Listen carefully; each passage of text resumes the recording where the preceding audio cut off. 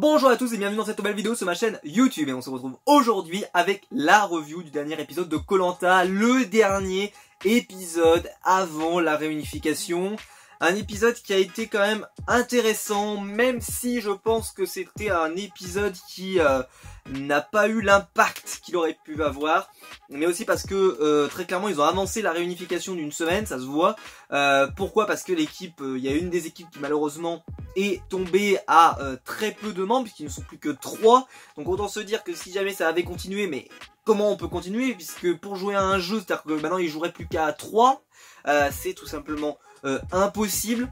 Donc il est temps que ça s'arrête, voilà. Mais je pense que si les rouges n'étaient pas tombés à 3, je pense que la réunification aurait été un peu plus longue à venir. Pourquoi? Parce que là ils vont être très nombreux à cette réunification. J'ai aucune idée du nombre qu'ils vont être, mais j'ai l'impression qu'ils vont être pratiquement 13 ou 14, ce qui est énorme. Moi j'ai pas souvenir d'une réunification où il y avait autant de monde. D'habitude ils ont commencé, ils étaient 21. Là je pense qu'ils sont encore au moins une quinzaine, hein, sans problème. Donc ça fait beaucoup, je trouve beaucoup de monde pour cette réunification, ce qui va permettre par contre plus de stratégie. Peut-être que justement les équipes vont tenir moins longtemps, parce que il faut bien se dire que si vous êtes 7 dans votre équipe, vous ne serez pas 7 sur les poteaux, ou 7 à l'orientation surtout, vous ne serez que 4. Donc les blocs vont rapidement peut-être commencer à se dissoudre, et on va commencer à avoir des relations peut-être plutôt affectives qui vont se créer. Donc ça peut être intéressant. Surtout moi j'ai hâte de voir comment ils vont gérer, comment je pourrais dire ça, l'épisode de la semaine prochaine avec la réunification. On peut supposer que les chefs auront une importance primordiale dans ce choix. Est-ce que par exemple les chefs pourront aussi jouer au jeu de la boule, là, c'est-à-dire tirer, et il y en a un des 3 qui est éliminé? Ou alors est-ce que justement ils devront se mettre d'accord en tant que chef, parce que c'est leur responsabilité de nommer quelqu'un, et ils seront obligés d'en trouver un? Et donc il y en a forcément un qui va devoir craquer, sinon les 3 seraient éliminés. Ça pourrait être hyper intéressant. Je théorise, hein, je fais des théories, mais ça serait hyper intéressant que du genre le chef, parce qu'ils n'arrêtent pas de nous dire dans la promo au début, le chef c'est le représentant de l'autorité, c'est l'un des plus grands, là. Si jamais ils arrivent, vous imaginez, ils arrivent. Là t'as Denis Brognard, Denis hein, qui arrive, toujours classe et tout, il arrive. Bonjour. Alors, si jamais vous n'arrivez pas à vous mettre d'accord, vu que ça veut dire que vous n'aurez pas réussi à faire votre rôle de chef, eh bien, vous serez éliminés, tous les 3. Et là, ça ferait un tremblement de terre assez impressionnant. Et donc, ils trouveront quelqu'un, c'est évident. Mais ça veut dire que là, les 3, il y en a forcément un qui va craquer, pousser les autres à craquer. C'est très compliqué, voilà, à gérer pour ça. Ou alors, j'en sais rien. Ça pourrait être très intéressant. Bon, par exemple, parce que 3, ça ferait peut-être beaucoup, mais genre les 2... C'est-à-dire qu'il y aura qu'un seul chef qui survivra, par exemple. Ça serait génial. C'est-à-dire que dire, vu que maintenant on n'a plus, vu que c'est la réunification, au lieu d'en éliminer un, on en élimine 2, par exemple. Enfin, voilà. Il y a plein de possibilités pour pouvoir utiliser ce concept de chef dans cette nouvelle formule. Je vais pas trop revenir sur les épreuves, je les ai pas trouvées vraiment exceptionnelles cette semaine. Dites-le moi ce que vous en avez pensé en commentaire. L'épreuve, moi, où ils ont tiré des cordes, était pas top. Je trouve que visuellement c'était pas terrible, que la dimension dramatique a pas vraiment marché. Non, j'ai pas trouvé que c'était une épreuve très intéressante à voir, en tout cas à regarder. Je suppose qu'à faire c'était vraiment la merde, mais à regarder plutôt moyen. Voilà, mais ça, bon, c'est un autre problème. Et après, il y a eu la première épreuve où ils ont balancé des barils, là, comme ça. Ça, c'est une épreuve qu'on avait déjà vue dans Koh Lanta. C'est une épreuve qui marche bien. Voilà, c'est une épreuve qui a encore mise en valeur notre ami Frédéric. Hein. Notre ami Frédéric dans Team Maxime, vous connaissez la chanson. Hein. Team Maxime, vous soutenez toujours la Team Maxime. Et là, on va y revenir sur celui-là, parce que cette semaine, il s'est révélé. Et c'est très bien. En tout cas, il y a plein de choses à dire sur Maxime, ce qui n'était pas trop le cas avant. Mais là, cette semaine, il nous en a mis des pleines charrette de conneries, c'est magnifique. Alors, mais il est dans la même équipe que Frédéric qui, franchement, il était à la ramasse. Ça fait plusieurs fois déjà qu'ils veulent que dans l'équipe dans laquelle il est, ils le trouvent pas bon sur les épreuves. Donc il y a quand même une redondance, on va dire, à dire tu n'es pas au niveau des autres. Donc ce qui est quand même fou, c'est-à-dire que pour eux, ils le trouvent plus nul que Chloé, que moi je trouve plutôt... Voilà, elle a pas l'air d'en foutre grand chose.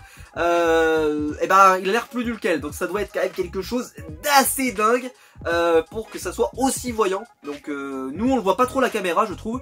Mais par contre eux, à chaque fois en fait, Frédéric, ça ressort que c'est vraiment un problème. On a l'équipe de Béatrice, tout simplement, qui est encore en train de survoler, on va dire, assez les épreuves, même si moi, c'est vrai que je n'arrive pas à m'attacher à cette équipe, je ne sais pas pourquoi.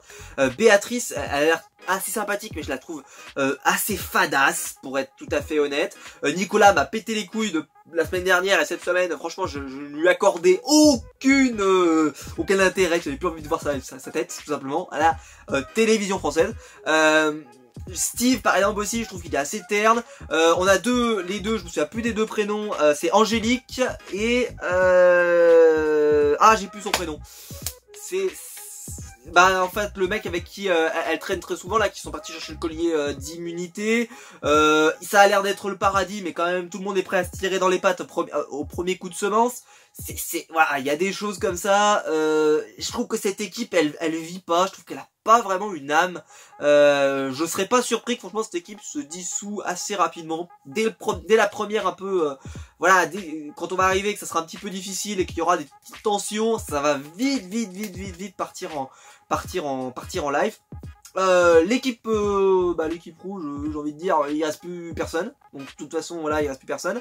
C'est une équipe assez intéressante, même si je déteste certains de leurs membres, parce que je trouve qu'il y a des membres qui sont vraiment nuls et vraiment pourris et qui m'énervent, parce que je trouve que cette équipe franchement elle donne pas envie vraiment de la suivre, de la soutenir.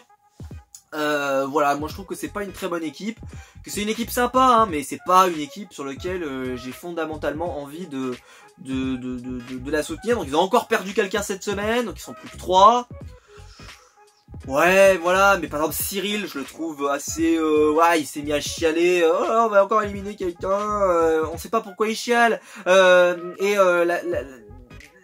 c'est une équipe, je trouve que c'est une équipe de broquignoles. La fille avec qui il est, elle m'énerve un peu parce que elle a fait la même chose avec Chloé la semaine dernière. Elle va voir le mec, elle lui dit non mais tu sais, t'es vraiment quelqu'un de bien. Moi j'ai pas envie de voter contre toi. Moi je t'aime beaucoup. Je veux que tu restes. Et vote pour lui.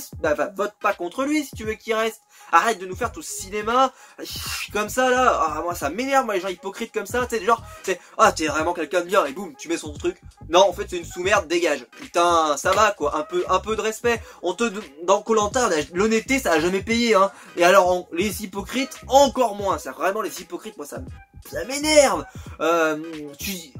Toi tu dis rien, mais tu vas pas lui doser dans le bout du poil. Alors, t'es vraiment un super gars. J'espère que tu vas rester, j'espère que tu vas trouver un collier. Parce que l'autre, machin, si jamais il trouve un collier et que l'autre il avait joué son bracelet ou j'en sais rien, enfin voilà, il faut arrêter de raconter des conneries. Cette équipe, je trouve qu'elle est, elle est pas belle à voir.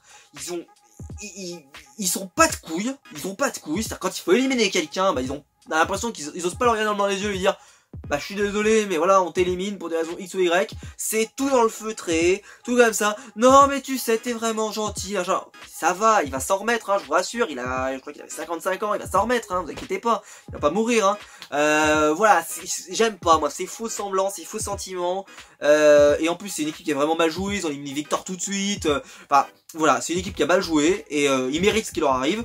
Même si par contre c'est vrai que les personnages sont tellement hypocrites, tellement faux cul, que je suis sûr qu'ils vont bien s'entendre avec tous les autres. Et les gens vont pas vouloir les virer, en plus ils sont nuls. Donc ils sont pas une menace, ils sont nuls. Donc ils sont pas une menace. C'est pas la peine de les virer les uns après les autres. Ils n'arrêtent pas de prouver qu'ils sont tous plus mauvais que les uns que les autres. Donc moi si j'étais à la réunification, je préférerais éliminer peut-être chez les jaunes par exemple. Chez les jaunes l'équipe elle a l'air quand même assez costaud. Et où elle fait des prestations à chaque fois qui sont assez dingues. Avec Béatrice et toute la clique. En sachant que Béatrice a un collier d'immunité, que tout le monde sait qu'elle en a un, puisque ça s'est révélé au conseil de Denis. Donc ce qui veut dire que les ambassadeurs le savent, donc tout le monde le sait, enfin voilà, tout le monde est au courant qu'elle a un collier, donc elle ne pourra pas faire le coup du genre ah je sors le collier par surprise. Non, tout le monde sait qu'elle a un collier, donc Béatrice faudra qu'elle le joue intelligemment, voilà son collier. Voilà. Je pense que j'ai pas forcément parlé de tout, je garde juste l'équipe bleue sous le coude parce que c'est par là que je veux finir. Mais voilà, l'épisode était bien, c'était un bon épisode, c'était un épisode intéressant. mais il n'y avait pas de quoi. Et puis voilà, moi c'est vrai que c'est l'équipe jaune, je suis pas très attaché, et l'équipe des rouges, bah il me casse les couilles. Voilà, il me casse les couilles. Alors là, la semaine dernière avec Chloé, franchement, je l'avais dit dans ma review, si vous n'avez pas vu, parce que j'ai fait une review en fait, des 3 derniers épisodes, pour ceux qui ne l'ont pas vu, parce que j'ai eu un petit souci matériel, donc j'ai pas pu vous tourner des vidéos. Donc n'hésitez pas à aller la voir. Si je peux vous la mettre en lien, je vous la mettrai. Sinon, vous allez voir sur la chaîne, elle est sortie il y a quelques jours, vous inquiétez pas.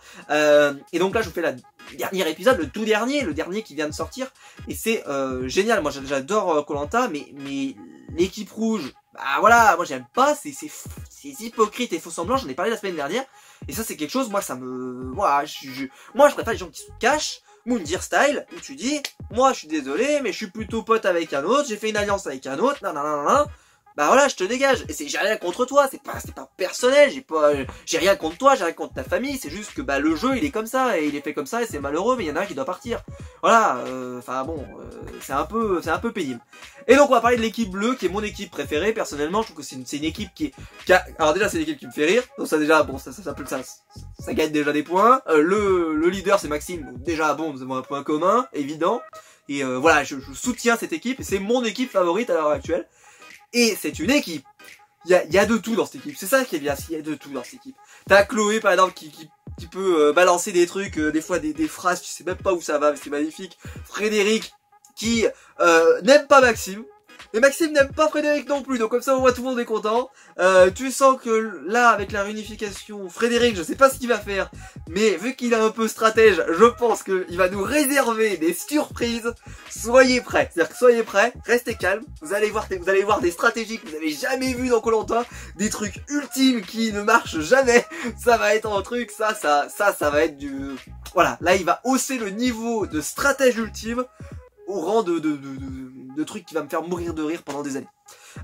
On verra bien, mais si jamais ça c'est le cas, vous pourrez mettre hashtag Frédéric, parce que ça sera un truc de dingue.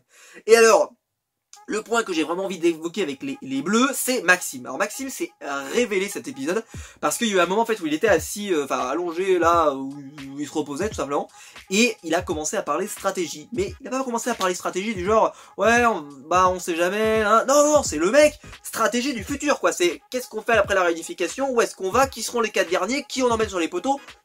Ouh, calme, tu sais que tout peut changer dans Koh-Lanta, on peut faire des jeux d'équipe, on peut, tout peut changer en quelques minutes, quelques secondes. Hein. Faut qu'il se méfie, voilà, faut qu'il se méfie Maxime, parce que là c'est vrai qu'il part très loin, dans le futur. Après j'aime bien, moi c'est vrai que le noyau dur de cette équipe bleue avec Mohamed par exemple, voilà, c'est un bon, je trouve que les gens sont sympathiques, ils donnent envie en tout cas qu'on les soutienne et qu'on les emmène loin tout simplement. J'espère qu'on va avoir un bon, voilà, j'espère qu'on va avoir quelque chose d'intéressant. J'ai hâte de voir ce que ça va donner sur la durée, voilà.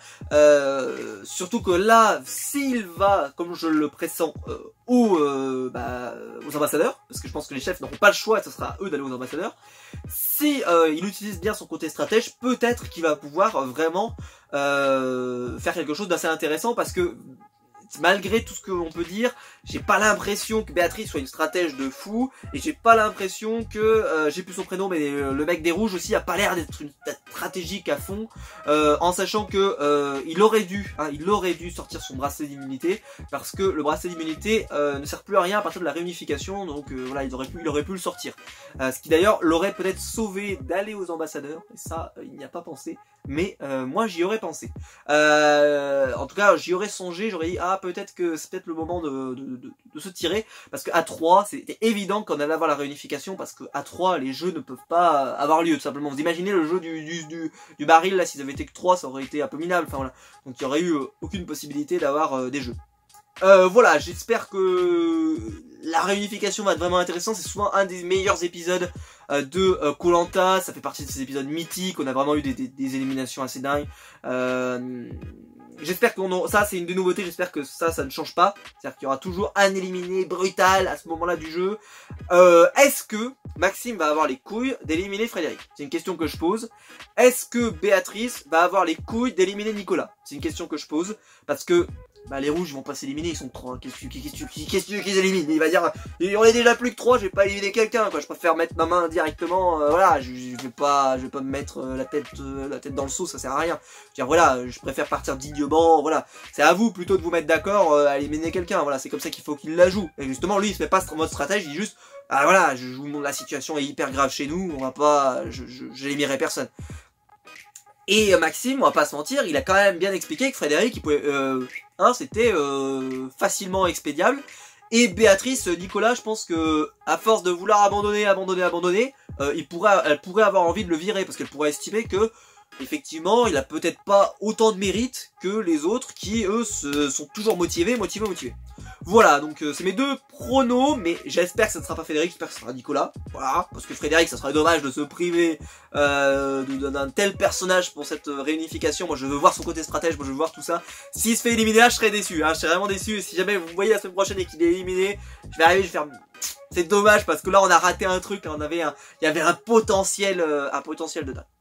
Voilà, j'espère que la vidéo vous a plu. On reprend les vidéos Koh-Lanta toutes les semaines comme d'habitude. Voilà, on a le matériel qui fonctionne. C'est pas génial ça.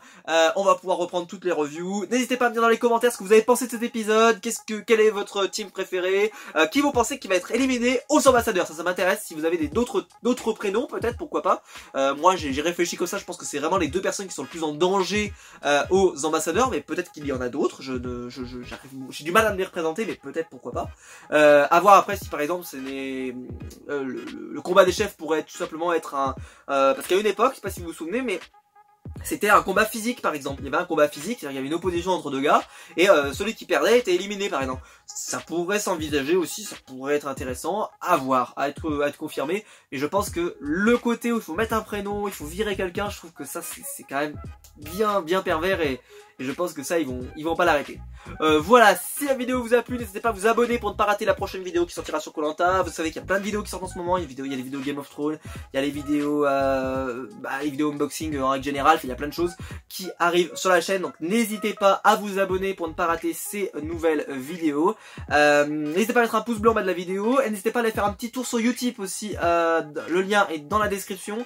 Vous êtes déjà nombreux à y être allés et je vous en remercie, mais vous pouvez encore, voilà, n'hésitez pas à y faire un tour. C'est vraiment pour améliorer la qualité de la chaîne, donc n'hésitez pas à aller y faire un tour. Ce serait vraiment gentil de votre part. Et on se retrouve très vite pour une prochaine vidéo. Il faut savoir que donc il y a beaucoup de vidéos qui arrivent la semaine prochaine. La review Game of Thrones. J'ai prévu aussi une review de Shazam. J'ai prévu aussi une review de Avengers Endgame. Dès que je l'aurai vu, je pense que je vais aller le voir soit mercredi, soit jeudi. Donc la review devrait sortir fin de semaine. Donc beaucoup de contenu sur la chaîne. Donc n'hésitez pas à vous abonner. Et on se retrouve très vite. Allez, ciao!